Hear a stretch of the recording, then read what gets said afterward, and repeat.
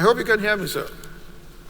Yes, I can. Thank you very much. All right, sir. Thank you so much for coming on our program, the platform. I'll just introduce you formally. His Excellency, His Highness Sanusi Lamido Sanusi was the 14th Emir of Kano. Prior to his ascension as Emir of Kano, he served as the Governor of the Central Bank of Nigeria from 2009 to 2014 under the presidency of Umaru Yar'Adua and his successor, President Goodluck Jonathan. In this position, Sanusi won the prestigious International Award of Central Banker of the Year. During his tenure as CBN governor, he carried out extensive reforms. He carried out these reforms in a bid to overcome the vested interest attacking the Nigerian financial sector. Sanusi Lamido's blueprints for the reform in the banking sector is centered around 4 pillars, which include enhancing the quality of banks, establishing financial stability, enabling healthy financial sector evolution, and ensuring that the financial sector contributes to the real economy. He's an ardent speaker on subjects such as banking, politics, religion, and society. He's also a recipient of several notable awards, including the National Award for Commander of the Order of the Niger CON, Nigeria, one of the 100 most influential people in the world by Time Magazine 2011. So, sir, first question I want to ask you is, you recently launched a challenge focusing on the 4th and 5th Sustainable Development Goals of quality education and gender equality, respectively. Nigeria's profile in these areas are dismal, and it appears the government alone cannot salvage the situation. In what ways can the private sector bring its weight to bear in terms of achieving the SDGs for Nigeria? Well, thank you very much. And let me say how pleased and honored I am to be part of this esteemed group of Nigerians speaking on the 60th anniversary of our independence. Well, as you know, I'm one of the United Nations Secretary General's advocates for SDGs. And every time I look at these goals, I try to say to myself, if we were to focus on 2 or 3 goals, even though all the goals are interrelated, which ones do I think have the maximum impact? We look at a country like Nigeria and many LDCs. My sense is that the focus on the education of the girl child and the place of the woman are the most critical sustainable development goals we need to focus on. If you educate a girl child, you deal with a number of issues. You deal with the opportunities you give to rise out of poverty. You deal with intergenerational poverty. You deal with mortality, deal with nutrition. May not be from here. You deal with education of the child, because the children of educated women are more likely to be educated than the children of those who did not go to school. You deal with water and sanitation and so on. The single silver bullet for me that goes to the heart of underdevelopment and poverty is educating the girl child and providing her with an opportunity to rise out of poverty. The second thing is we've got to look at our attitude towards women in general as a country. And this is something that cuts across Nigeria, north and south. And unfortunately, it's something that seems to affect not just the uneducated, but even those who have gone to school. Because I have seen a number of men who have gone to university, who are graduates, who are working, and who do not have any kind of regard for the rights of their wives or the rights of their daughters.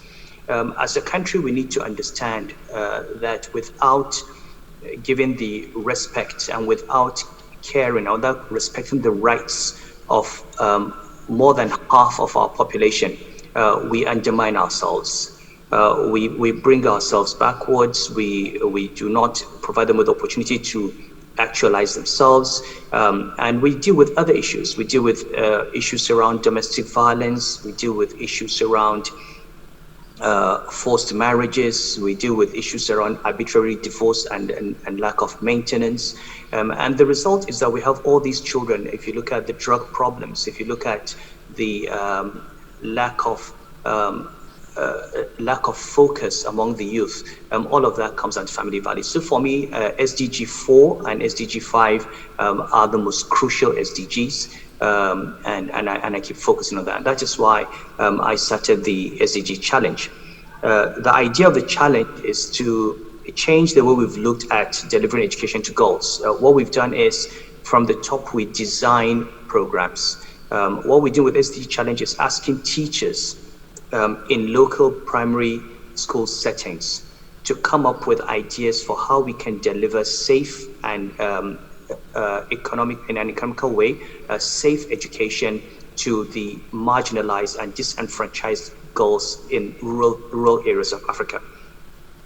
We will take all the entries. I'm working with the Queen's University Canada in my capacity as chairman of the advisory board of 1 million teachers.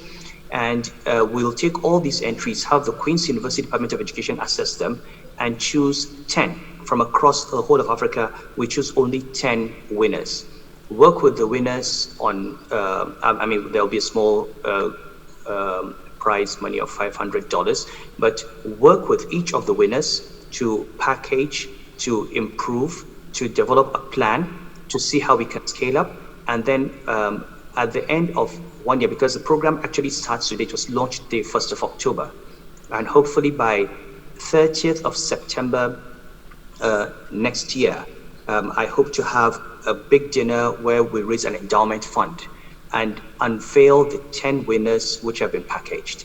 And the idea of the fund is to provide the finance for upscaling that. Now, the first benefit for the teacher who wins is that his village or his area gets the children in that village educated using that innovation. And then we scale it up to other areas across Africa. And we hope to reach as many young children, young girls as possible with that. All right, thank you, sir. Second question. You are one of the few people in Nigeria who have held the highest positions in private sector, government, and traditional institutions. Given your vast experience across these three areas, what are the top 3 issues that seem to be common across these 3 areas, which are a hindrance to nation building? It's a bit difficult to say because the 3 areas are rather different, and each of them seems to face a different set of problems. I think Dr. Kolade has spoken about values, and that's the problem because I've had the experience of working in the private sector, which is really driven by merit and competition. The shortcoming of the private sector, of course, is that there's this very strong focus on short-term profits for shareholders, and that can sometimes be at the expense of the wider society. Now, the public service is supposed to be different. But if you asked me, from my experience, what are the biggest drawbacks? Certainly in the public sector, where I think you have the greatest positive or negative impact of decisions. The first is the need to build institutions. What I find is that in many, with the politicians, there is this personalization of institutions. So we do have the institutions, we do have the legal structures, we do have the laws, but individuals tend to think that these institutions are there to serve them. And now whether you're dealing with at the level of the governor or the level of the president or at the level of, there's this sense, okay, that the institutions are there to serve whoever is the chief executive.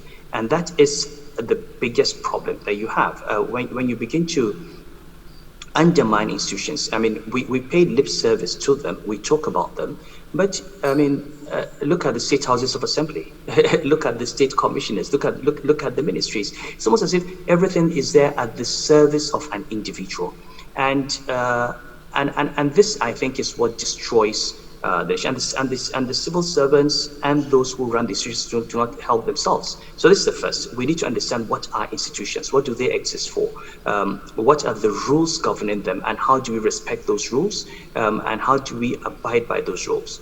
It is those institutions that keep politicians in check. We talk about the police, the judiciary, the press, okay, the traditional institutions. These are all institutions. They are not there to serve individuals. They're there to operate within a certain collage of rules and regulations. So this is the first. We need to build institutions and not individuals. The second problem, and this is more in the public sector and the private sector, is obviously a general lack of a de-emphasis of merit in our institutions. You can never have a good system that's not run by good people. And this is not something that we can blame on one. Take our constitution. I've been saying this over and over again. Our constitution says you must have a minister from every state. But it does not say anything about the qualifications of a minister. It does not say that the minister must be qualified and competent to do the particular job he's given. So if you take a minister from Kano, it doesn't matter. He could be the most uneducated human being. So long as he's from Kano, you tick that box. You have a minister from Kano. And there's nothing concerned, even though you have a structure, he's supposed to go through screening. We have seen enough people go through screening. When you watch the screening, you say, this man is not going to be confirmed. And then he's confirmed unanimously. Okay, so the result of putting in ministers or commissioners who are either not qualified or who are not qualified for the particular role that they are given is that the entire country suffers because they cannot deliver. Okay, the third thing, I think, and if you ask for three things in the public service, and I've seen something wonderful, I haven't seen the results, but I think just a few weeks ago, there was a ministerial retreat that was aimed at assessing the performance of ministers. And I do hope that there was an assessment. I do hope that the results will be published. The reality is we need to have, just like in the private sector, an assessment. What are the when someone is appointed to a public office, whether it's a permanent secretary or a commissioner or a minister, what are the expectations from that person? What are the deliverables? And there must be a periodic assessment of what it is, and that should be public and transparent. So if we complain that we don't have power, there's a minister of power. If we complain that a road has not been completed, I mean, if you're building a road from point A to point B, and it's been on for 6 years, it's not been completed, there was somebody who was supposed to complete that road. The road is not supposed to build itself. Who holds those people accountable? What are the consequences for not completing? What do you need to do to remain in an office? Is it to deliver or to just be loyal? And I think for me, the more we're able to focus on these things, on the fact that at the end of the day, we are there to serve the people, and we only deserve to remain there if we provide that service. The more we recognize that, the better we will run the public service. In the private sector, honestly, my experience, maybe because I worked in the banking system, is that it's basically a system driven by merit. I mean, we had targets, we had to achieve, we had to deliver. We were not driven by ethnic or religious sentiments, which seem to affect a lot of our politics. But there is the problem of being so obsessed with your profitability and so afraid of losing profits that sometimes there's a complete disconnect between the interests of the private sector and the interests of the wider society, and these are issues that we need to look at. All right, sir. Now, let me ask you this. During the Occupy Nigeria protests, you famously said that this government can continue paying subsidy till 2015, it will come down. But the next government will be saddled with a debt burden it cannot maintain. Now, that seems to have come to pass. So looking into your crystal ball today, we want to ask you, what are the top 3 things we need to do today to avoid a crisis for the next government? Well, the first thing is, as a result of COVID, and because the economy has been brought to its knees anyway, I think Nigeria has finally come around to being realistic. We were paying billions of dollars in so-called subsidy, and I always say it was not a subsidy, it was a hedge, it was a big scam. It's been going on for 20, 30 years, and honestly, we complain about the economic situation we're in today, but there is nothing that surprises me. I think if we're honest with ourselves, anyone who studied economics could see that this was where we're going to end up. And this has been something that we could see as far back as 10 years ago, and not just with this government, with the previous government, and then it's continued for some time with this administration, and we've said that. Now, what has happened is that in the last few months, this government has started instituting certain reforms that, if we continue along those lines, okay, we begin to see the light. I mean, now, yes, removal of fuel subsidies is one, the adjustments in electricity tariffs is another. But, you know, fundamentally, look at NNPC. This government has, for the first time in more than a decade, published audited accounts of NNPC for 2018. Now, we may not like what we see in terms of the spending by NAPIMS and NPDC, but at least, and this is what we've been calling for, let us have some visibility on what happens inside that big monolith. So the transparency, increased transparency in the oil sector, increased transparency in the energy sector, these are things that need to be done. The Minister of Finance has just been voted, I think, the best finance minister in Africa, and for good reason. This is someone who has been trying to manage the finances of the government in an extremely difficult situation. Collapsed oil prices, very low tax revenues, pressures on the exchange rate, okay, high rates of inflation, extreme poverty, and yet managed to keep this country from actually going totally bankrupt. So these are reforms that need to be pushed. We need to help.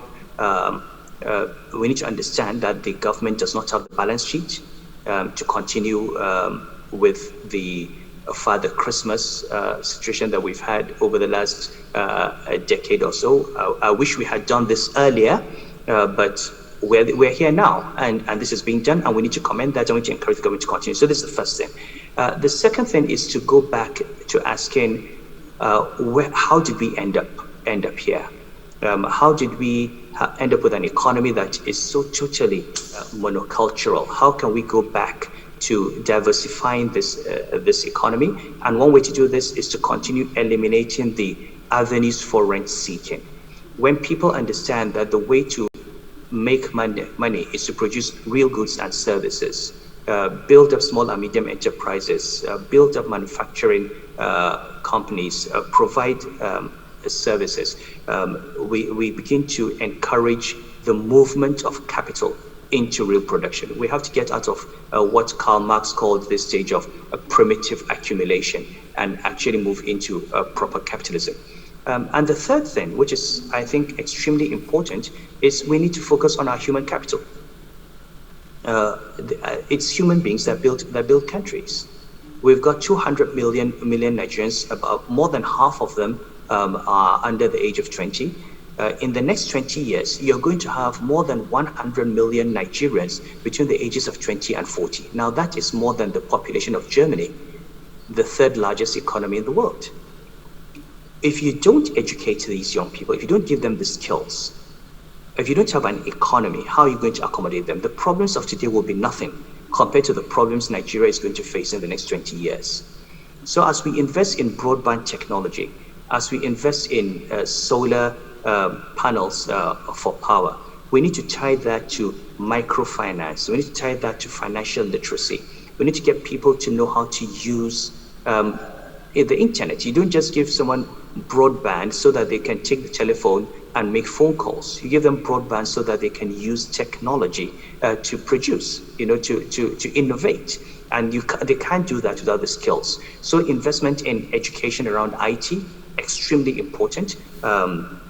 Coding, robotics, programming, that is the future. We're heading to the fourth industrial revolution, and that is the only way we're going to move very fast and move people out of poverty. These are three things I think we need to do.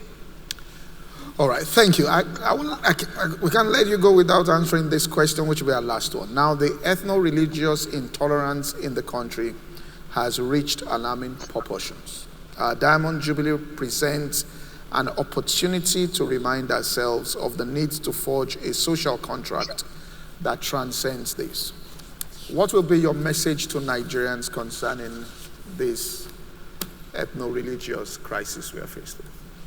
It's not so much Nigerians, but the Nigerian elite. The reality is the whole politics of identity in Nigeria, the whole ethnic and religious politics in Nigeria is something that is, we do have identities, but the construction of opposing identities is a political process. It's basically the Nigerian elite competing among itself for a share of the national cake. I don't think that the people who say they're fighting for Hausa or Yoruba or Igbo among Nigerians are really interested. When they get there, at the end of the day, it's about them and their families.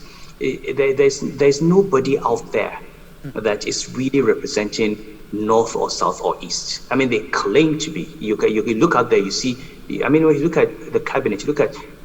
In the history of Nigeria, there has never been a government that did not have people from all over the country.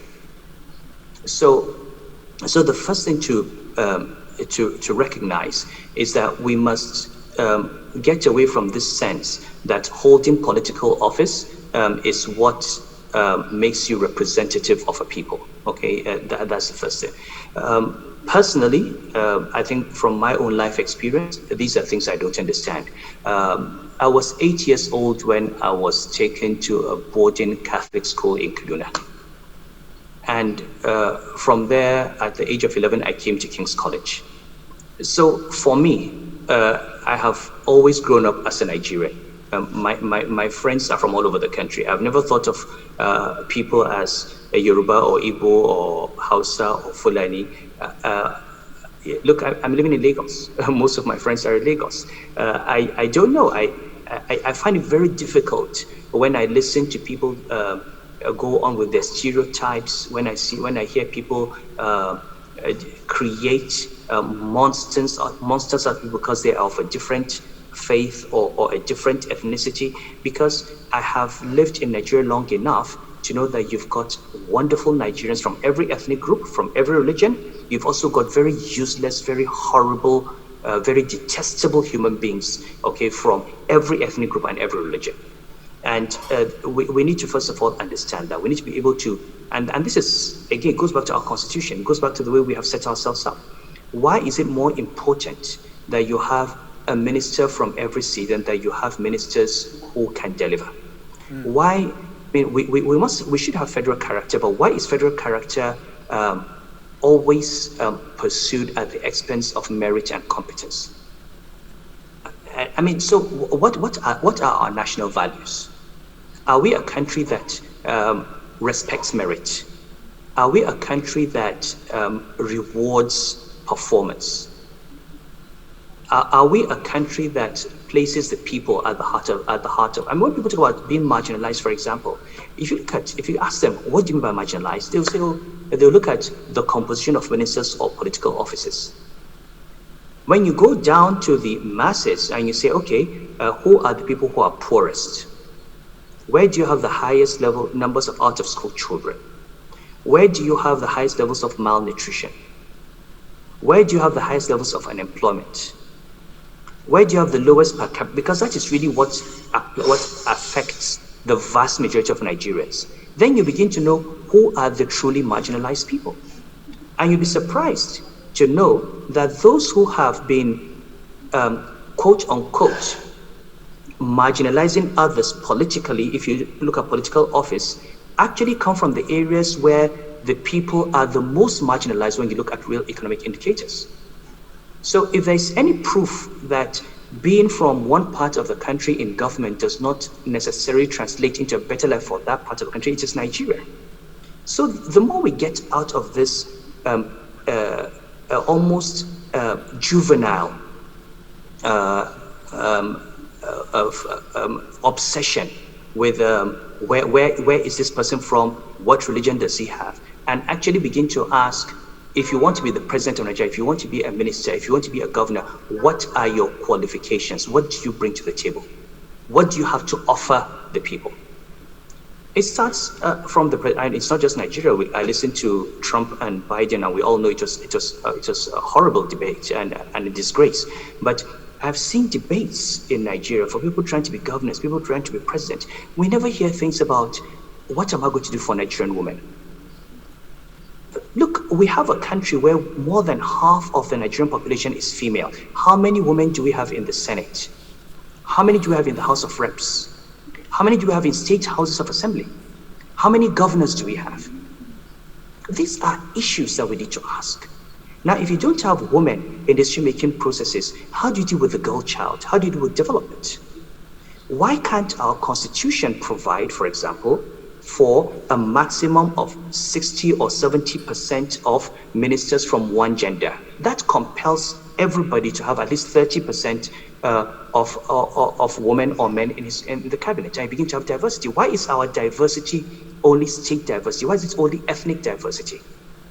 Why don't we talk about diversity by gender? Why don't we talk about diversity by age? Why must our governments be dominated by 60, 70-year-old men? No young people, no women. And this is the 21st century. You're looking at the 21st century and you have a generation of people, a generation like me, who are now dinosaurs, who don't even know how to use computers properly. Now, if you take my son and his generation, they are far more prepared for the 21st century, for the Industrial Revolution, than my generation. How many of them have been given the opportunity to participate in the formulation of policy and the implementation of policy? Now, these are the kinds of conversations we are in. Rather than saying, oh, we don't have enough Hausa people, or enough Yoruba people, or enough Igbo people in government, where we don't have enough young people. We don't have enough women.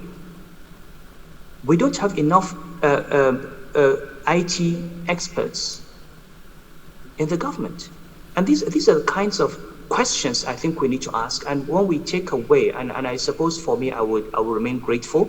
I keep telling to people, I keep telling everyone that, yes, I'm a Muslim, I'm a northerner. At my very young age, I was taken care of by Catholic nuns in a Catholic school. They allowed me to practice my faith, and they showered me with love. Nobody can come and tell me that Catholics are bad. No one. Because I've lived with them. Now, I'm not saying that there are no bad Catholics, but nobody can tell me that somebody is bad because they're Catholic. Because I saw love in St. Anne's. And I saw love. I mean, my best friends to this day are my friends from King's College, many of whom are not from my region or my faith. So I don't understand it. That is the reality. I don't.